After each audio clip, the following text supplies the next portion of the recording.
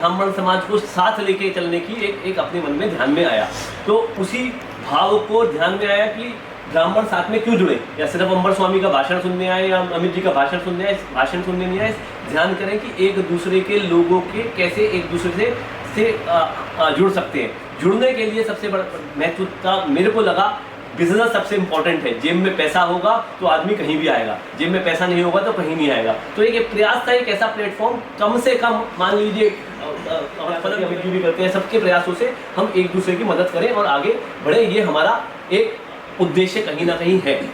तो मेरा आपसे कर्तव्य निवेदन है, बहुत ज़्यादा मैं डिटेल में जाना चाहता, इस प्लेटफॉर्म पर हम सोशल, इकोनॉमिकल जो फाइनेंशियल की बात है और साथ में कल्चरल भी। आप लोगों ने नासिक का केस सुना होगा, ब्राह्मण ही सब धर्मों को मजबूत, सब सारे चीज़ों को मजबूत करता है। तो अगर हम कमज़ोर हो जाएंगे तो हो सकता है, एक नैतिकता भी है, हो सकता है हमारे जेब में पैसे नहीं, लेकिन हमें ध्यान जरूर करना है पैसे कमाकर ऐसी व्यवस्था, गुरुकुलों की व्यवस्था, ऐसी व्यवस्था, बच्चों को ट्रेनिंग की व्यवस्था, ऐसी व्यवस्था की बच्चों को आन ट्रेनिंग भी हम दे पाए, आगे बढ़ा पाए, ऐसी व्यवस्था भी ब्राह्मण समाज की चिंतन होनी चाहिए।